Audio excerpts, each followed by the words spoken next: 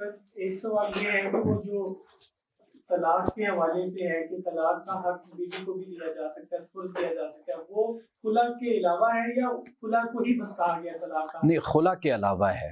تو خلا کے علاوہ یعنی پھر دیکھیں جب مرد اپنے حق طلاق سے دستبردار ہو جائے گا وہ بیوی کو دے دے گا، تو واضح بات ہے کہ وہ خلا کی طرف جاتی کیوں ہے؟ طلاق لینے کے لیے جاتی ہے نا. تو اب تو خود اس کے پاس طلاق کا حق آ گیا، تو لہٰذا اب خلا کی طرف کیوں جائے گی؟ اب وہ اسی طرح ہی طلاق نافذ ہوگی جس طرح مرد کے دینے سے نافذ ہوتی ہے. اگر وہ اس کو حق کس طرح سے دے گا؟ یعنی مرد کہے گا کہ میں تمہیں دے دیتا ہوں، لکھا جائے گا نا، یعنی میں جو میرا حق طلاق ہے وہ میں تمہارے سپرد کرتا ہوں، اور اب عورت جس ٹائم بھی چاہے وہ مرد جب چاہے. ہاں، تو یہ تو پھر بڑا امبیلنس ہو جائے گا. یعنی ایک طرف ہمیں بتاتے ہیں کہ عورت کو اس لیے طلاق کا حق نہیں دیا گیا کہ وہ جذباتی ہے، وہ جلد بازی میں فیصلے کرتی ہے. دیکھیں یہ آپ کو جنہوں نے بتایا ہے ان سے پوچھیے جا کر آپ یہ مسئلہ، میں تو نہیں سمجھتا اس حوالے سے. عورت سے زیادہ، یعنی عورت زیادہ مرد سے اس معاملے میں کیئرفل بھی ہوتی ہے، محتاط بھی ہوتی ہے، اور وہ اس معاملے میں بڑی ذمہ دار بھی ہوتی ہے. یہ جو بات جو حکمت بیان کرتے ہیں آپ ان سے پوچھیے، میرے نزدیک یہ حکمت نہیں ہے. جی جو آپ نے ایک ابھی بات کی تھی اس کی قرآن کا ریفرنس ہے کہ طلاق کی، یہ طلاق جو قرآن نے بیان دیا ہوا کہ طلاق ہوتی ہے تو اس کے بعد پھر وہ نکاح کر کے عدت ختم ہونے کے بعد تو نکاح کر سکتے ہیں. وہ 3 طلاقوں کے بعد ہی بات آغاز کر رہی ہے. 3 طلاقوں کا مطلب پہلی طلاق کے بعد جیسے کہا گیا کہ اگر ایک طلاق شوہر نے دے دی، عورت گھر نہ چھوڑے، وہ وہیں پہ کام کرے کہ ہو سکتا ہے کہ ان کا آپس میں پیچ اپ ہو جائے. ٹھیک ہے، اگر پھر بھی پیچ اپ نہیں ہوتا، رجوع نہیں کرتے میاں بیوی آپس میں، پھر دوسری طلاق اگر اس نے شوہر نے پھر دے دی اس کو، ٹھیک ہے، اور اس کے دوران پھر بھی ان کی آپس میں نہیں ان کا رجوع ہوا، تیسری بار پھر شوہر نے طلاق دے دی، تو اس کے بعد تو پھر وہ ادھر نہیں رہ سکتی. وہ عورت وہ گھر چھوڑ دے گی، وہ چلی جائے گی، اس کے بعد وہ اپنی عدت پوری کرنے کے بعد نکاح کر سکتی ہے. یہی مقصد آپ کا؟ نہیں، میں یہ بیان کر رہا ہوں کہ قرآن مجید کو اگر آپ پڑھیں تو آغاز یہاں سے ہوتا ہے کہ وَإِنْ عَزَمُوا الطَّلَاقَ فَإِنَّ اللَّهَ سَمِيعٌ عَلِيمٌ. اگر وہ طلاق کا ارادہ کر لیں، ایسے ہی ہے جی شوکر صاحب، بے شک اللہ سننے والا جاننے والا ہے. یہ آیت میں ٹھیک پڑھی ہے نا؟ ہاں، نہیں سورۃ البقرہ میں. ہاں، تو اگر انہوں نے پختہ ارادہ کر لیا طلاق کا، پختہ ارادہ یہ ہو گیا، اب اس کے بعد مرد ایک طلاق دیتا ہے. ٹھیک ہے جی، اب جب ایک طلاق اس نے دے دی تو عدت گزارنے کے بعد عورت آزاد ہے. اب ایک طلاق سے ہی عورت آزاد ہے. میں وہی اسی طرف آ رہا ہوں. ایک طلاق مرد نے دے دی، اب عورت آزاد ہو گئی. یعنی کہ جو آپ 3 طلاقوں کی مشقت اٹھا رہے ہیں وہ مشقت قرآن نہیں بیان کرتا.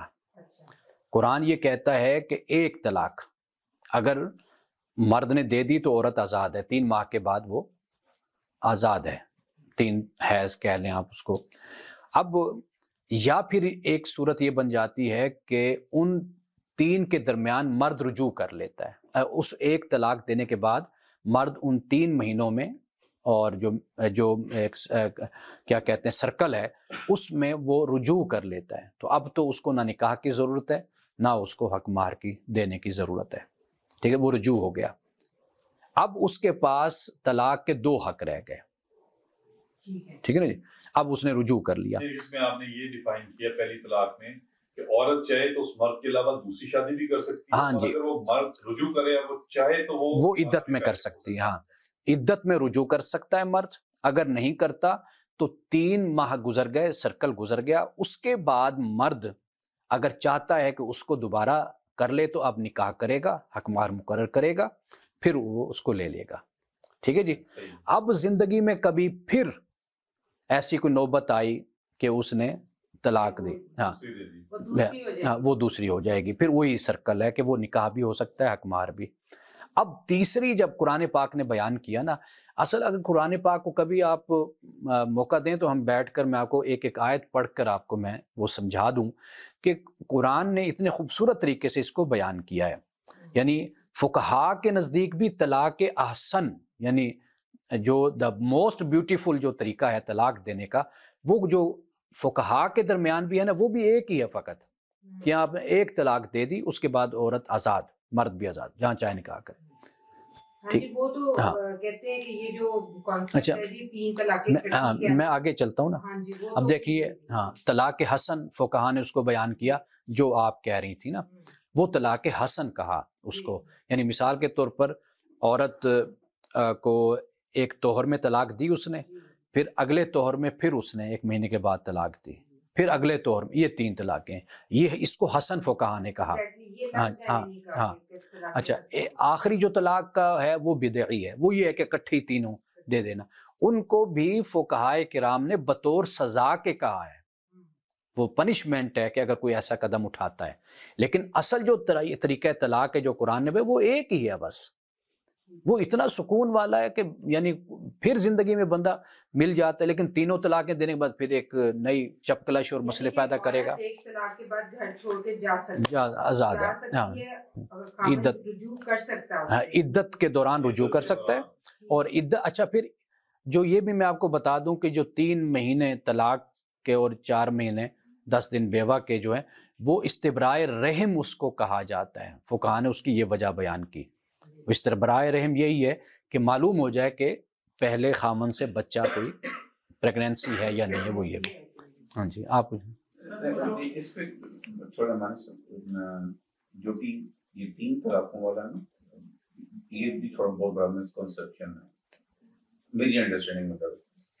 جو میری تھوڑی سی انڈرسٹینڈنگ یہ کہ اگر ایک بندہ یہ کہتا ہے نا، وہ ہمیں فلموں میں ڈائریکٹ 3 دفعہ طلاق بول دیتے، کہتے ہیں کہ اس قسم کی سچویشن آتی ہے تو وہ 3 طرح کے بیسیکلی وہ ایک ہی کنسیڈر ہوگی، اور اس کے ساتھ آپ کے پاس وہ 3 منتھ کا جو ڈیوریشن ہے عدت والا، وہ آپ کے پاس حق ہے. اور بھلے سے آپ نے 3 دفعہ کہہ دیے، but that will be considered 1 طلاق، بٹ اس کے ساتھ ساتھ آپ کے پاس وہ 3 منتھ کی ڈیوریشن آپ کے پاس ہے. اس کے دوران اگر آپ اس کو رجوع کر لیتے ہیں دیٹس فائن. دیکھیے، اصل نا قرآن نے جو طریقہ طلاق بیان کر دیا نا، یہ جتنے بھی اختلاف پیدا ہوئے، یہ تب پیدا ہوئے کہ جب لوگوں نے قرآن کو فالو نہیں کیا. ٹھیک ہے نا جی. یعنی مثال کے طور پر کوئی خلاف ورزی قانون کی کرتا ہے تو اب اس کی سزا پر آپ کا اختلاف ہو جائے گا نا. کوئی کہے گا جی اس کو 6 مہینے جیل میں ڈالو، کوئی کہے گا نہیں اس جرمانہ کرو، کوئی کہے گا نہیں جی اس سے فلاں چیز لے لو، ضبط کر لو اس کی. یہ پھر خلاف ورزی پر سزاؤں کا معاملہ ہو جاتا ہے. یعنی مثال کے طور پر جب یہ صورت سامنے آئے کہ یہ 3 طلاقیں کوئی شخص دے بیٹھتا ہے تو پھر کیا کیا جائے. اب ایک فقیہ گیا اس طرف کہ بھئی آپ اس کو ایک ہی مان لیں، تسلیم کر لیں. کوئی فقیہ اس طرف گیا کہ نہیں، اس کو 3 کی 3 مانے، اس کو سزا ملنی چاہیے اس شخص کو کہ اس نے 3 کیوں کٹھی طلاقیں دی. اس طرف بھی گیا. اب ہمارے استاد تھے، وہ کہا کرتے تھے کہ جو 3 بولنے والا ہے اس سے پوچھو کہ تمہاری نیت کتنے کی تھی. اگر اس کی نیت 1 کی ہے تو پھر 1 مان لو 3 کو. اب یہ اختلاف پھر آگے چلتا ہے. یہ آپ یوں سمجھ لیجئے یہ قرآن کی خلاف ورزی کا نتیجہ ہے کہ جو پھر اتنی بدمزگی اور اتنے مسائل، کنفیوژن ہمارے معاشرے میں پھر نظر آتی ہے. قرآن کا سادہ سمپل طریقہ ہے. وہ جو حلالہ ہمارے ہاں ایک تصور موجود ہے، قرآن نے کہیں بھی اس کو نہیں بیان کیا. وہ تو ہے کہ آپ یوں سمجھیے کہ یہ ایک بہت بڑی رکاوٹ اللہ نے طلاق پر کھڑی کر دی کہ مرد جب 2 دفعہ دے چکا، زندگی میں کبھی گھر بسا لیا دوسری کے بعد بھی، اب جب تیسری کا وقت آئے تو قرآن نے کہا کہ اب دیکھ لو، سوچ لو، کیونکہ اب اس کے بعد تمہیں یہ آپشن تمہارے پاس اب نہیں رہے گی. اب یہ در حقیقت طلاق پر بہت بڑی رکاوٹ ہے. آپ جس طرح سورۃ البقرہ میں بیان شروع ہوتا ہے نا، آپ گنتے جائیے 8-10 رکاوٹیں اللہ تعالیٰ کھڑی کرتا ہے. کیوں؟ اس لیے کہ ابغض الحلال الی اللہ الطلاق، کہ حلال چیزوں میں سے اللہ کو سب سے زیادہ ناپسند طلاق ہے. اللہ یہ نہیں پسند کرتا. تو وہاں پر 8-10 رکاوٹیں ایک ایک کر کے کھڑی کی گئی ہیں. تو ہم اصل جب ایک فقہ میں جاتے ہیں نا تو بدقسمتی پھر یہ ہوتی ہے کہ جو بعد میں آنے والے مقلد ہوتے ہیں، بعد میں آنے والے جو علماء ہوتے ہیں نا، وہ اس کو پھر ایک مذہب کی شکل دے دیتے ہیں. جیسے ایک الہامی مذہب ہوتا ہے نا، وہ بڑا خطرناک ایک پہلو ہوتا ہے. امام صاحب رحمۃ اللہ علیہ ہوں، امام ابو حنیفہ ہوں، امام شافعی، امام مالک، سارے انسان تھے نا، غیر نبی تھے نا. عالم تو تھے، اس میں کوئی شک نہیں ہے، لیکن جو انہوں نے آگے مسائل بیان کیے وہ ان کا اجتہاد ہے، ان کا استنباط ہے، ڈیرائیو کیا انہوں نے. تو لیکن لوگ پھر نا اپنے اپنے خول میں اس طریقے سے پیوست ہو جاتے ہیں، وہ کہتے ہیں اس سے خلاف تو ہم بات نہ سنیں گے، نہ اس پر عمل ہونے دیں گے، نہ قانون بننے دیں گے. یہ مسائل پیدا ہو جاتے ہیں. لیکن اگر قرآن کے ساتھ ہمارا تعلق رہے تو قرآن ایسی کوئی بات نہیں کہتا، بہت آسان طریقے سے اس مسئلے کو بیان کرتا ہے قرآن پاک. سر آپ نے ایک بات کی کہ ایک طلاق کے بعد عورت آزاد ہے. عدت کے دوران اگر مرد رجوع کر لیتا ہے تو ٹھیک ہے، عدت کے بعد عورت خود بخود مطلب شادی کر سکتی ہے آگے، یہاں کہ وہ 3 طلاقیں مرد دے گا تو پھر؟ نہیں، وہی میں کہہ رہا ہوں نا کہ ایک طلاق کے بعد ہی جب وہ مدت گزر گئی تو عورت آزاد ہے، وہ جب چاہے جہاں چاہے وہ کر سکتی ہے. قرآن پاک نے اس کو جس اسلوب میں جس انداز میں بیان کیا ہے اس میں ایسا لگتا ہے کہ عورت کو مکمل اختیار ہے اپنی زندگی کا فیصلہ کرنے کا. تو اس دوران عورت کا جو خرچہ ہے نان و نفقہ وہ تو مرد کی ذمہ داری ہے، اس دوران مرد کی ذمہ داری ہے. اور ہمارے ہاں جو عدت کا ایک تصور پایا جاتا ہے توہمات پر مبنی، تو وہ تصور بھی اس کا بھی اسلام سے کوئی تعلق نہیں. جیسے میں نے آپ کو بتایا یہ استبراء رحم ہے کہ بھئی معلوم ہو جائے کہ بھئی پریگننسی ہے یا نہیں ہے، بس اس لیے ہے.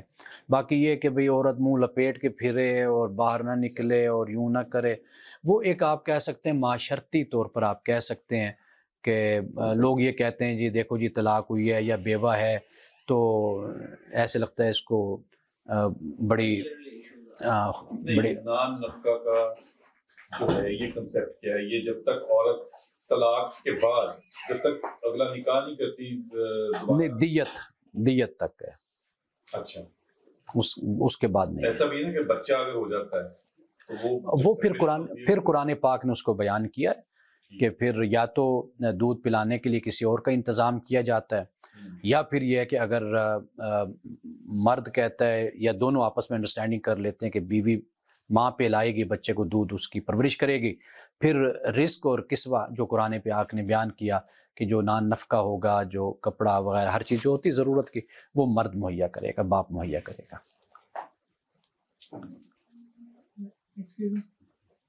سر آپ نے بتایا کہ جو روٹی کپڑا اور مکان یہ مرد کی ذمہ داری ہوتی ہے کہ اس نے عورت کو 4 دیواری جو ہے وہ مہیا کرنی ہے. سر آپ اس کا اسٹینڈرڈ بتا سکتے ہیں کہ اگر میں اپنی بات کروں، میں بہاول نگر سے ہوں، میرے ماموں ہیں وہ دیہاڑی دار مزدور بندہ ہے، ٹھیک ہے، اور 4 دیواری ہے ان کے گھر کی، وہ کچے مکان میں رہ رہے ہیں پہلے سے. اب ان کی جو گھر والی ہیں وہ آئی ہیں، وہ کہتی ہیں مجھے ایک پکا مکان بنا کے دیں، مجھے وہ جو لیوش ایک زندگی ہے وہ ان سے ایکسپیکٹ کر رہی ہیں، ان سے مانگ رہی ہیں. تو اس سلسلے میں آپ اس چیز کو کس مد نظر میں رکھیں؟ دیکھیے اب ایک آپ کو میں مثال دیتا ہوں. مہر ہوتا ہے نا، حق مہر جسے ہم کہتے ہیں. اب اگر مقرر نہیں کیا جاتا تو وہاں پر مہر مثلی کا لفظ بولا جاتا ہے فقہ کی زبان میں. مہر مثلی یہی ہوتا ہے کہ جو اس لڑکی کی بہن ہے، پھوپھی ہے، خالہ ہے، ان کو کیا حق مہر دیا گیا اس کے مطابق طے کیا جاتا ہے. یہی معاملہ ہوتا ہے کہ جب ایک شادی ہوئی ہے تو پہلے اس بات کو پیش نظر رکھیے کہ ہمارے فقہاء نے مسئلہ کفو کو بیان کیا ہے، ایکویلٹی کو.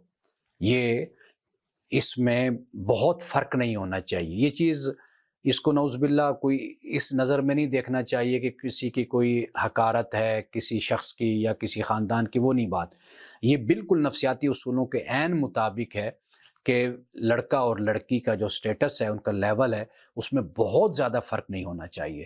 یعنی مثال کے طور پر تعلیم کا معاملہ ہوتا ہے، یا دولت کے حوالے سے ہوتا ہے، یا شکل و صورت کے حوالے سے ہوتا ہے، یا خاندان.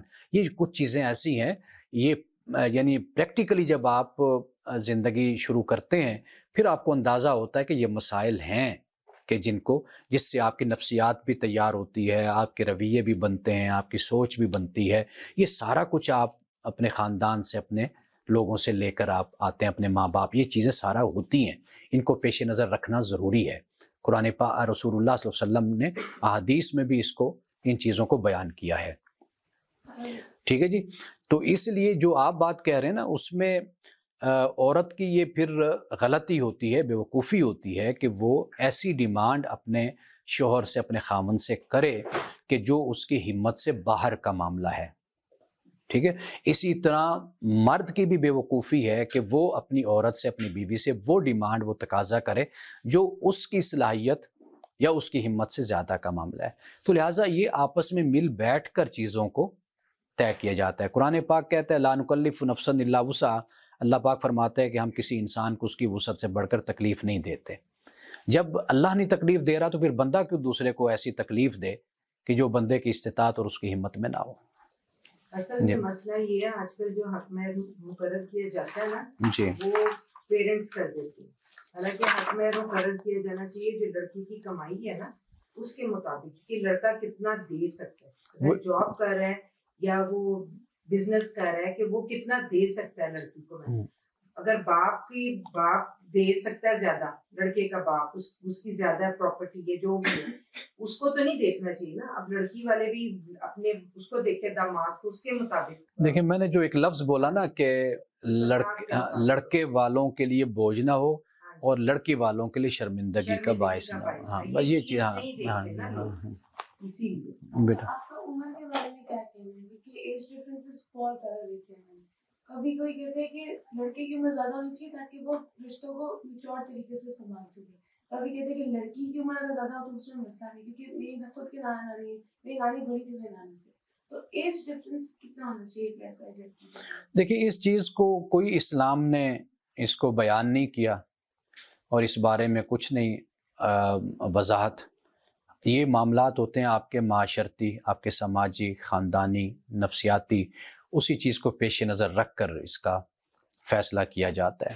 یعنی ہم اس کے بارے میں کوئی بھی آپ کو ایسی یعنی بات نہیں کہہ سکتے، کوئی حکم نہیں بتا سکتے کہ یہ ہے کہ اس کو مقرر، جیسے میں نے آپ کو ابھی بتایا تھا کہ پاکستان کے لاء میں ایک لڑکے کی اور لڑکی کی شادی کی عمر رکھی گئی ہے، مقرر کی گئی ہے، ٹھیک ہے نا جی، اور یعنی اس سے اوپر لڑکا یا لڑکی کی عمر ہونی چاہیے۔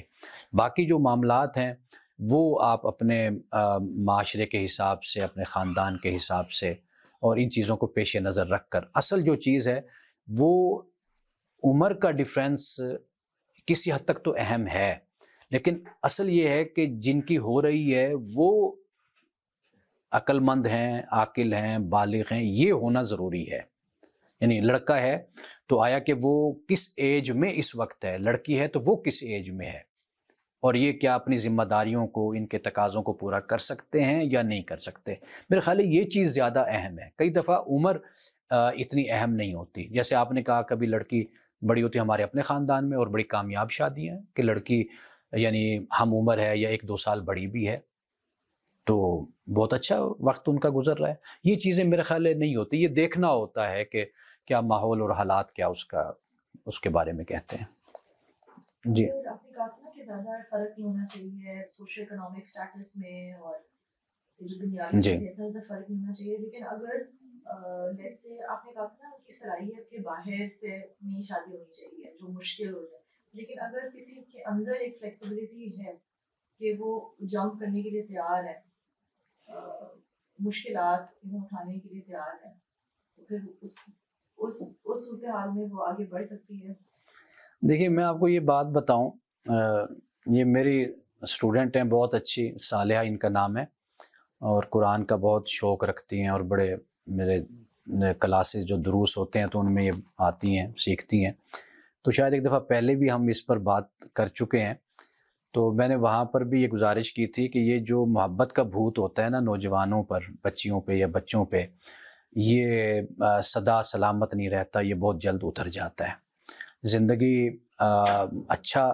زندگی کا اچھا فیصلہ ہو جائے تو زیادہ وقت بھی کم لگتا ہے۔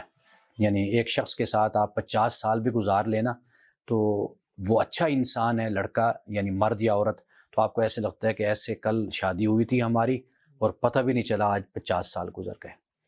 اچھا کئی شادیاں ایسی ہوتی ہیں، محبت کا بھوت ہوتا ہے تو وہ اس کے ساتھ ایک لمحہ گزارنا بھی عذاب ہوتا ہے، ایسا بھی ہوتا ہے، یہ بعد میں جا کر حقائق کھلتے ہیں۔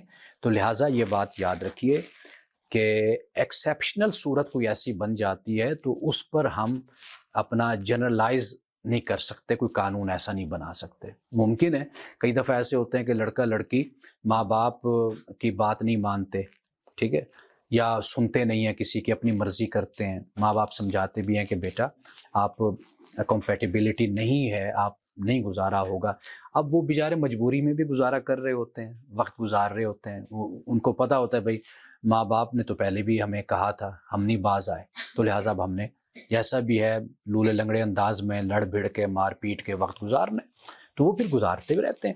ایکسیپشنل صورت کو کبھی بھی ہم اپلائی نہیں کر سکتے، لیکن یہ میں آپ کو بتا رہا ہوں کہ زندگی اگر گزارنی ہے تو کچھ پیرامیٹرز ہیں، وہ یہی میں نے آپ کو بتایا کہ جیسے ہمارے فقہاء نے مسئلہ کفاءت کو بیان کی، ایکویلٹی کو، وہ ضرور پیش نظر رکھی جانی چاہیے۔ دل کا حال اللہ جانتا ہے انسان کیسا ہے کیسا نہیں ہے۔ اب یعنی ایسے ایسے فیصلے زندگی میں ہو جاتے ہیں، 10-12 دنوں میں فیصلے ہو جاتے ہیں اور زندگی بہت اچھی گزر جاتی ہے، ایسا بھی ہوتا ہے۔ لیکن یہ ہے کہ جو کوئی قانون یا قاعدہ، کوئی ضابطہ، کوئی تجربہ، کوئی مشاہدہ بتایا جاتا ہے بزرگوں کی طرف سے یا فقہاء نے جیسے ذکر کیا، وہ ہماری بہتری کے لیے اس کو اگر ہم پیش نظر رکھ کر فیصلے کریں گے تو اس سے زندگی ہماری سہولت والی ہو جائے گی۔ باقی دلوں کے حال سے اللہ واقف ہے، اس بنیاد پر ہم کوئی فیصلہ نہیں دے سکتے۔ سر آج کل تو شادی سے پہلے ایک مائنڈ سیٹ ہوتا ہے کہ ہم نے پارٹنر میں اس کو تسلی سے ہر چیز اس کی دیکھنی ہے کہ وہ کن معاملات میں کیسا ہے، کن معاملات میں اس کا چال چلن، ہر چیز دیکھنی ہے۔ تو اسلام نے کوئی لمٹس مقرر کی ہیں کہ کن لمٹس کو فالو کرتے ہوئے آپ شادی سے پہلے کس حد تک جانچ پڑتال کر سکتے ہو اور پھر آپ شادی کرو؟ دیکھیے، ایک تو سمپل اور سادہ سی بات یہ ہے کہ قرآن مجید میں جو بیان کیا گیا وہ میاں بیوی کا جو تعلق ہے اس کو تو قرآن مجید نے بہت خوبصورتی کے ساتھ بیان کیا ہے۔ لباس لکم وانتم لباس لہن کے الفاظ، نکاح کا لفظ ہے، نکاح نکح النعاس، چیز آنکھوں میں نیند گھل مل جائے تو اس کو نکاح کہا جاتا ہے، یعنی گھل مل جانا۔ یہ ایک بڑا اس کائنات کا خوبصورت رشتہ ہی یہی ہے میاں بیوی کا۔ ایک تو یہ بات۔ دوسری بات یہ کہ شادی سے پہلے کے جو معاملات ہوتے ہیں نا، وہ پھر ایک شخصی اور ذاتی بنیاد پر جو اسلام نے ایک انسان کو آزادی دی ہے، ایک انسان کو بتایا ہے کہ بھئی آپ اپنے ذاتی فیصلوں میں اس طرح آزاد ہیں، یہ چیزیں آپ کو احکام دیے جاتے ہیں، اس کی روشنی میں آپ فیصلہ کریں۔ ایک تو یہ چیز ہوگی نا، تو جبر کوئی نہیں ہے، یعنی کسی پر بھی کوئی جبر نہیں، نہ مرد پر نہ عورت پر۔ اب آپ آئیے حدیث میں ہمیں بہت سی ایسے مثالیں مل جاتی ہیں کہ مثلا رسول اللہ کے پاس ایک خاتون آئی، ان کا یا رسول اللہ میرے باپ نے زبردستی میرے کزن سے شادی کر دی ہے تو میں نہیں چاہتی اس کے ساتھ کرنا۔ تو آپ نے فرمایا تمہیں اجازت ہے، تم آزاد ہو۔ اب چونکہ آپ ریاست کے سربراہ بھی تھے، چیف جسٹس بھی تھے، آپ سپہ سالار بھی تھے، اس وقت تو ایک ہی شخصیت کے پاس سارے عہدے ہوتے تھے نا، آپ نے فیصلہ کر دیا۔ لیکن وہ رک گئی، اس نے کہا یا رسول اللہ میں مطلب یہ ہے کہ میں اس لیے آپ کے پاس آئی تھی تاکہ میں بیٹیوں کو بتا دوں کہ تم پر کوئی جبر نہیں کر سکتا کہ تم نے فلاں جگہ کرنی ہے، تمہیں اسلام نے آزادی دی ہے۔ یہ اس خاتون نے کہا، یہ احادیث کی سیاہ ستہ کی کتب میں یہ بات موجود ہے، ایسے بہت سے واقعات وہاں پر نقل کیے گئے ہیں۔ تو اس سے یہ بات معلوم ہمیں ہو جاتی ہے۔ اچھا، اس سے آگے بڑھیے، جہاں تک یہ بات ہے، اب دیکھیے رسول اللہ کے پاس ایک صحابی آئے، ان کے یا رسول اللہ میں نے فلاں قبیلے میں یہ شادی کی ہے، تو آپ نے فرمایا کہ ذرا جانچ لو کیونکہ اس قبیلے کی عورتوں کی آنکھ میں خرابی ہوتی ہے، یعنی چٹابی وغیرہ جیسے، یا کوئی کئی دفعہ ہوتا ہے کہ اگر مرد میں کوئی عیب ہے تو ممکن ہے عورت کو وہ مرد پسند نہ آئے، عورت میں کوئی عیب ہے تو ممکن ہے مرد جسمانی طور پر اس کو پھر پسند نہ کرے اس عیب کی وجہ سے۔ تو یہ رسول اللہ کی ایک حدیث ہمیں اس حوالے سے ملتی ہے۔ تو اس سے معلوم یہ ہوتا ہے کہ مثلا حضرت جابر بن عبداللہ نے شادی کی بڑی عمر کی خاتون سے، تو ان کے والد شہید ہو گئے تھے، انہوں نے شادی کی، رسول اللہ نے پوچھا ہاں بھائی، انہوں نے کہا یا رسول اللہ میں نے ایک بڑی عمر کی عورت سے شادی کی ہے، تو آپ نے فرمایا کہ چھوٹی عمر کی عورت سے یعنی اپنی ہم عمر سے کیوں نہیں کی تم نے؟ یہ حدیث کے الفاظ ہیں کہ تم اس سے یعنی کھیلتے، تم مذاق کرتے، گپ شپ کرتے، تو یہ الفاظ ہمیں حدیث میں آتے ہیں۔ اب انہوں نے عرض کی یا رسول اللہ میں نے اس لیے کی ہے کہ چونکہ میری جو بہنیں ہیں یتیم، وہ چھوٹی ہیں، میں ان کی عمر کی کیسے بیوی لا سکتا تھا، تو میں نے اس لیے بڑی عمر کی عورت سے. تو گویا کہ ان احادیث کو اگر تفصیل کے ساتھ آپ پڑھیں گے نا تو آپ کو یہ معلوم ہوگا کہ یہ انسان کی اپنی دانش، اپنی بصیرت کا فیصلہ ہوتا ہے کہ وہ کیا قدم اٹھاتا ہے. انسان کے حصے سے جمال جس کو کہتے ہیں اسٹیٹک سینس، وہ اپنی جگہ پر ہے، اس کا بھی انسان خیال کرتا ہے، واضح بات اس کے خلاف نہیں جا سکتا، لیکن حالات کو بھی پیش نظر انسان رکھتا ہے. تو رسول اللہ کی جو سیرت ہے یا سنت یا حدیث، وہ میں اکثر طور پہ کہا کرتا ہوں کہ وہ ایک تمدن، ایک معاشرت میں سب کچھ بیان ہوا، وہاں پر ایسا بہت کچھ آپ کو مواد مل جاتا ہے کہ جس کی بنیاد پر آپ فیصلہ کر سکتے ہیں. یہ جو آپ کے ہاں سختی پائی جاتی ہے، ریسٹرکشنز ہمارے یہاں، پابندیاں مذہبی حوالے سے لوگ بہت زیادہ بیان کرتے ہیں، تو اس طرح کی پابندی میں نہیں سمجھتا کہ کہیں پر ہمیں حدیثوں میں یا ہمیں سیرت میں ہمیں ملتی ہے. لیکن ابھی کے حالات کے مطابق لیمٹس بھی ہمیں نہیں کوئی بتائی گئی، جیسے کہ مثال کے طور پہ کیا آپ اور میں لیمٹس نہیں جانتے؟ ہم بالغ ہیں، عاقل ہیں، ہمیں نہیں پتہ لیمٹس کیا ہوتی ہیں؟ یعنی لیمٹس کیا ہیں؟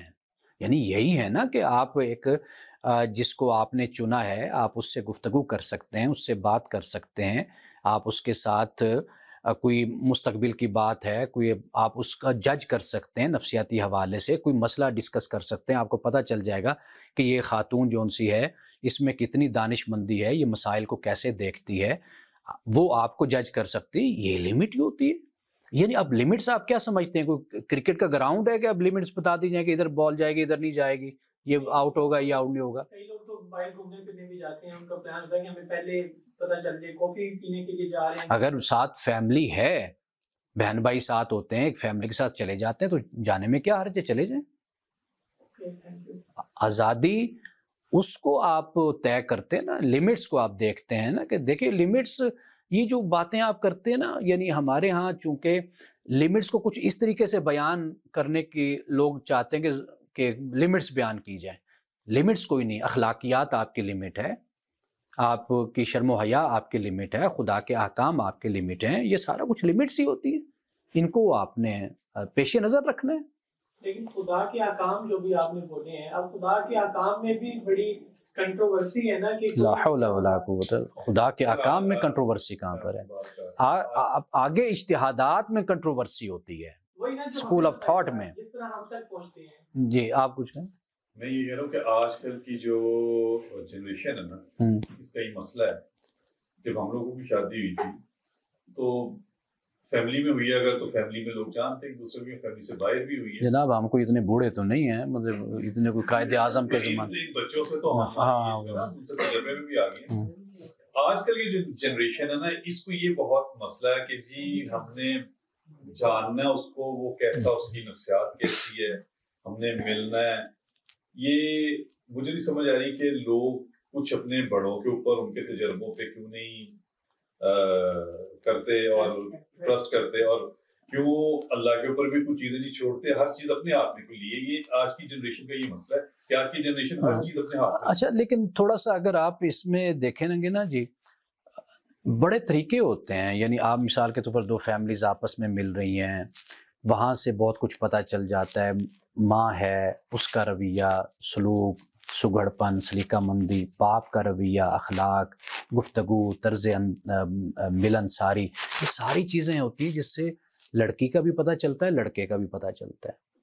اب تو یعنی وہ زمانہ ہی نہیں ہے، اب تو پارٹیز ہو رہی ہیں، ملنا جلنا ہو رہا ہے، بیٹھنا ہے، اٹھنا ہے. ہاں یہ چیز ہوتی تھی، بڑوں کو دیکھا جاتا تھا، ماں کیسی ہے تو ماں سے اندازہ ہو جاتا تھا کہ ماں نے کیسی تربیت دی ہوئی آپ کی بیٹی کو. لیکن آج کل جو جنریشن ہے یہ، یعنی اب میں آج کی جنریشن کو مواقع بھی تو بہت ہے نا جی. یعنی یہ پھر اگر بے چین ہے یا غیر مطمئن ہے تو پھر تو افسوس کی، حیرانی کی بات ہے نا. یعنی مثال کے طور پر اب فیملیز آزادانہ طور پر ملتی ہیں، آپس میں بیٹھتے ہیں، کھانے بھی کھاتے ہیں، باہر بھی چلے جاتے ہیں، سارا کچھ ہے. ہمارے زمانے میں اس طرح آزادانہ چیز نہیں، اور اتنے پیسوں کی فراوانی بھی نہیں تھی لوگوں کے پاس، اور وہ بڑی دعوت کا دن ہوتا تھا کہ گھر میں کسی مہمان نے آنا ہے تو پھر سب مل بیٹھیں گے. اب تو وہ یعنی ایسا ہے کہ ہر ویکنڈ جون سا ہوتا ہے وہ گھر میں ایک پارٹی اور دعوت ہوتی ہے. تو اب تو میرا خیال ہے کہ نوجوان نسل کو آپس میں ایک دوسرے کو جانچنے کا، پرکھنے کا، ایک دوسرے سے ملنے اور بات کرنے کے بڑے میرا خیال ہے مواقع ہیں. بلال صاحب اس میں جی جو ساری جو بات آپ نے کی، اور شاید بیٹی کی میں نے بات کری، میرے یعنی کہ جو اپنی لائف کے جو ایکسپیرینس ہے جس میں ہم نے چیزوں کو آبزرو کیا، یہ جو شادی کے جو معاملات ہوتے ہیں نا، اس میں آپ نے بڑا تجربہ فرمایا کہ اس میں کمپیٹیبلٹی کا جب لکھتے ہیں تو بڑا یونیورسل ایک ورڈ ہے جس میں کہ آپ کی میٹیریل، آپ کی مینٹل کیپیسٹی، آپ کی حیثیت، آپ کی ایجوکیشن، ساری چیزیں آ جاتی ہیں. یہ دس از دا پرائم موسٹ تھنگ، یہ بہت امپورٹنٹ، یعنی کہ یہ آپ کی جو ہے نا ایکویشن تبھی بنتی ہے جب آپ کی کمپیٹیبلٹی ہے. نمبر 2 جو ہے اس میں کہ جب بھی کوئی شادی کا بندہ کرنے جا رہا ہو، لڑکی لڑکا، تو وہاں ایک چیز یہ ذہن میں ہونی چاہیے کہ میں کمپیٹیبلٹی ہے تو کہیں، یا فار دیٹ میٹر کوئی کمی ہے تو کہیں میں کمپرومائز تو نہیں کر. جب زندگی کے اس کسی معاملے میں کمپرومائز کا ایلیمنٹ آ جاتا ہے نا، تو وہ زیادہ دیر چلتی نہیں ہے، وہ ایونچولی جا کے وہ خلش بن جاتی ہے، جس سے جا کے چیزیں جو ہے نا آگے بگڑنے کا احتمال کافی ہوتا ہے. سو دا تھنگ از کہ کمپیٹیبلٹی، اور دوسری جو چیز نو کمپرومائز، انکنڈیشنل قسم کی ایک ایکویشن بنے تب یہ جو چیزیں نا چلتی ہیں. بالکل ایسے ہی ہے. اصل میں یہ بلال جو ہے نا، یہ ہے میرے اسٹوڈنٹ، تو میں کبھی کبھی ذرا سختی سے بھی ان سے بات کر لیتا ہوں، بالکل صحیح ہے، کیونکہ اصل میں انہوں نے پڑھا ہے درس نظامی 8 سال. اگر ان کے منہ سے یہ جملہ نکلے نا کہ اللہ کے احکام میں کنفیوژن ہے، یا وہ کیا لفظ بولا آپ نے، کنٹراڈکشن، کنٹروورسی، تو وہ اصل میں یہ لفظ بہت بھاری لفظ ہے نا. احکام میں کنٹروورسی نہیں ہے، آگے اس کی تشریح میں، فہم میں ہوتا ہے، وہ پھر اختلاف اپنی جگہ پر، وہ فقہاء میں، محدثین میں، علماء میں وہ ایک مروج چیز ہے، یعنی عام چیز ہے وہ. جی آخری سوال آپ کا. حضرت عائشہ کی ایک وقت شادی کی نکاح کی 6 ایئر تھی، اور جس وقت حضرت صلی اللہ علیہ وسلم کی پہلی شادی ہوئی تھی حضرت خدیجہ سے، اس وقت آپ کی عمر 25 سال تھی اور حضرت خدیجہ کی 40 سال. 41. میرا ذاتی خیال اس کے بارے میں یہ ہے کہ حضرت خدیجہ کی عمر 30 سے کم تھی. جی اس میں اختلاف.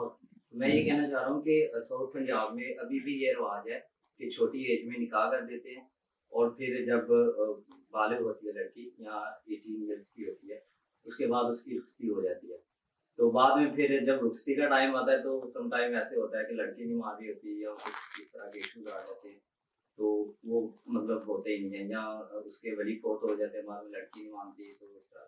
تو یہ ٹھیک ہے، ٹھیک ہے. یہ دیکھیے میں نے پہلے اس پر اتنی روشنی ڈالی ہے اس مسئلے پہ کہ یہ طریقہ طلاق جو قرآن نے بیان کیا ہے وہ حتیٰ اذا بلغ النکاح کہا ہے، یہاں تک کہ وہ نکاح کی عمر کو پہنچ جائیں. آپ مال دولت ان کے ذمے لگاتے ہیں، جب آپ ان میں رشد سمجھ دیکھتے ہیں تو آپ ان کو مال سپرد کرتے ہیں. تو یہاں پر زندگیوں کے فیصلے ہو رہے ہوتے ہیں، تو آپ لڑکا لڑکی بالغ کیا عاقل بھی ہونے چاہیے، سمجھدار بھی ہونی چاہیے، پھر آپ ان کا نکاح کروائیں، تاکہ وہ ایک جو خاندان، ایک نظام، ایک ادارہ وجود میں آئے گا وہ پھر ایک بھرپور ادارہ ہوگا. باقی یہ جو رسوم و رواج ہوتی ہیں یہ آپ کے معاشرت سے، آپ کے ماحول سے پیدا ہوتی ہیں. جیسے جیسے لوگوں میں ایجوکیشن اور لوگوں میں جس طرح شعور آتا چلا جا رہا ہے، آپ دیکھیے کہ یہ مسائل کم ہوتے چلے جا رہے ہیں. ایک بات آخری بات میں کہوں گا، اس کے بعد پھر ہم برخاست کرتے ہیں آج کے اس ورکشاپ کو.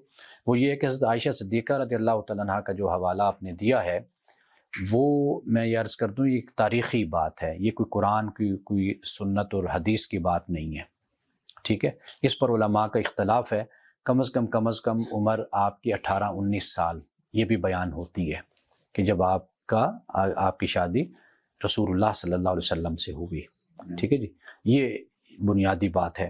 ہمارے ہاں لکھنے کا رواج ایک ایسا بھی وقت میں تھا کہ ایک ہندسہ لکھ دیا کرتے تھے، دوسرا ہندسہ نہیں لکھا کرتے تھے. یعنی مثال کے طور پر 9 ہے، اس کو لکھ دیا 9 لکھ دیا، لیکن اس سے پہلے کا نہ لکھا. یعنی آپ کی عمر 19 سال ہے، 9 کیا عربی زبان میں کہتے ہیں، ہاں 19 کہتی ہے نا، 19 بن گیا.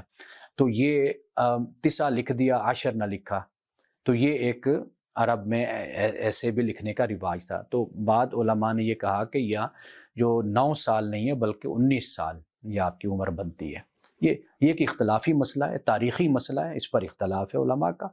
اور بلکہ ہمارے اہل سنت کے ایک بڑے عالم تھے، وفات پا گئے، مولانا Shah Ahmad Durrani, world Islamic mission دنیا میں ان کا کام کرتی تھی یورپ میں۔ مجھے اب تک یاد ہے، نوجوانی میں نے پڑھا۔ آپ کو پتہ ہے یورپ سے اس طرح کے مسائل اٹھتے ہیں، پھر وہ اعتراض بھی کرتے ہیں۔ تو انہوں نے مولانا شاہ احمد درانی صاحب نے اپنی ورلڈ اسلامک مشن کے تحت جو ریسرچ کروائی اور جو لٹریچر پھر تقسیم کروایا، اس میں 19 سال ہی یہ لکھی گئی وہاں پر، 19 سال۔ باقی رسول اللہ صلی اللہ علیہ وسلم کا جو نکاح تھا، دیکھیے آپ کے جو نکاح ہیں نا، ان کو 2-3 قسموں میں آپ تقسیم کر سکتے ہیں۔ ایک نکاح ہے بحیثیت محمد کے صلی اللہ علیہ وسلم، جیسے حضرت خدیجہ سے آپ نبوت سے پہلے آپ کا۔ ایک نکاح ہے جو بحیثیت نبی کے آپ نے کی، یعنی دعوت دین پہنچانے کے لیے۔ ایک نکاح ہے جو آپ نے بحیثیت رسول کے آپ نے کیا۔ یہ جو حضرت عائشہ کا نکاح ہے، یہ کہتے ہیں بحیثیت نبی کے آپ نے کیا۔ کیوں؟ اس لیے کہ آپ ایک ایسی شخصیت کو بنانا چاہتے تھے، خاتون کو تربیت دینا چاہتے تھے کہ جو لوگوں تک اللہ کے دین کو پہنچائے۔ آپ کو معلوم ہے کہ 4 حصوں میں سے 3 حصے کہتے ہیں حضرت عائشہ سے روایت ہیں دین کے۔ تو یہ در حقیقت حکمت تھی حضرت عائشہ سے نکاح کی۔ وہاں پر وہ تعلق نہ خیال کیا جائے کہ جو مرد اور عورت کا ایک تعلق ہوتا ہے، جس مقصد کی خاطر، اولاد کی خاطر، نفسیاتی مسائل کی خاطر انسان شادی کرتا ہے۔ یہاں پر در حقیقت جو مقاصد ہیں وہ بالکل اس کے ہٹ کر ہیں۔ آپ حضرت عائشہ کو دیکھ لیجیے، ایسے ایسے مسائل وہ بیان کرتی ہیں، کیونکہ نوجوان تھیں، حافظہ اچھا تھا، تازہ ذہن تھا، یاد رہیں باتیں، اور آخری وقت تک کہتے ہیں کہ حج کے موقع پر سب سے بڑا جو خیمہ لگتا تھا وہ حضرت عائشہ کا خیمہ ہوتا تھا، اور آپ لوگوں سے کہتی تھیں کہ میں تمہاری ماں ہوں، تم جو مجھ سے پوچھنا چاہو پوچھ سکتے ہو، میں تمہیں جواب دوں گی، بتاؤں گی، شرماؤ نہیں تم۔ یہ حضرت عائشہ فرما، سب سے بڑا خیمہ حضرت عائشہ کا ہوتا تھا۔ تو اس لیے حضرت عائشہ اور رسول اللہ صلی اللہ علیہ وسلم کا جو نکاح ہے، یہ بالکل ایک ایکسیپشنل آپ اس کو سمجھ لیجئے، یہ صورت ہے کہ جس کے مقصد واحد مقصد صرف یہ ہے کہ دین لوگوں تک تشریح کے ساتھ اور وضاحت کے ساتھ پہنچایا جائے۔ سر یہ ابھی چھوٹی ایج میں جو لوگ رسم کرتے ہیں تو وہ دلیل یہ بناتے ہیں کہ حضرت عائشہ کا نکاح بھی چھوٹی ایج میں ہوا۔ لوگ بڑی دلیلیں بناتے ہیں، اب کس دلیل کو ہم رد کریں؟ آپ نے سنا ہوگا کہ وہ کوڑا پھینکنا رسول اللہ گزرتے تھے، وہ کوڑا، اب یہ کوئی حدیث ہی نہیں ہے۔ ہمیں اسکول کے سیلیبس میں پڑھایا گیا ہے کہ رسول اللہ گزرتے تھے، نعوذ باللہ وہ خاتون تھی، کوڑا پھینکتی تھی، اور پھر وہ بیمار ہو گئی تو آپ اس کی عیادت کو گئے، پھر وہ مسلمان ہو گئی، یہ آپ نے سنا ہوگا۔ اب یہ من گھڑت واقعہ ہے، لیکن اب آپ کو مجھے یاد ہے ہم بیان کرتے رہتے ہیں۔ تو ضروری تو نہیں ہے کہ جو بات معاشرے میں رائج ہو جائے تو وہ صحیح بھی ہو۔ ایک حدیث ہوتی ہے مشہور جو محدثین بیان کرتے ہیں، ایک حدیث میں کہتا ہوں وہ ہوتی ہے جو ویسے مشہور ہو جاتی ہے۔ یہ اصل میں وہ چیزیں ہیں، ویسے بھی دلیلیں وہی بنائی جاتی ہیں جو اپنے فائدے میں آتی ہیں۔ بس ہاں واضح بات ہے۔ اب ان کی حضرت خدیجہ کا یہ بات ہو رہی ہے، حضرت خدیجہ کی ایج زیادہ تھی، اس کی دلیل نہیں بنائی، کم ایج کی دلیل۔ 1400 سال بعد ہی سوال اٹھا ہے، اس زمانے میں کیوں نہیں اٹھا؟ ہاں جی ہاں، اصل وہی بات آپ جو کہہ رہی نا، وہ اصل یہی ہے کہ اس معاشرت میں رہ کے ایک چیز کو ہم دیکھیں نا تو پھر ہمیں سمجھ آئے گی۔ ویسے بھی نبی پاک صلی اللہ علیہ وسلم کی تو ساری جو شادیاں تھیں، جو ان کے نکاح تھے، ان سب کے پیچھے کوئی نہ کوئی ان کا وہ حکمت مقصد۔ دیکھیں ہم مسلمان ہیں تو ہم اسی طرح ہی کہیں گے، لیکن دیکھیے وہ تو ٹھیک ہے، جو نان مسلمز ہیں وہ تو نکالتے ہیں دلیلیں سب کچھ ہے، لیکن یہاں پہ تو مسلمان بھی جو ہے نا وہ بھی ان کے بھی ان کی دلیلیں ان کی باتیں بھی۔ بہرحال یہ کہ ہمارا کام یہ کہ ان کی تسلی کروائیں، ضرور ان کو بتائیں تو جو ہمیں سمجھ آتی ہے بات۔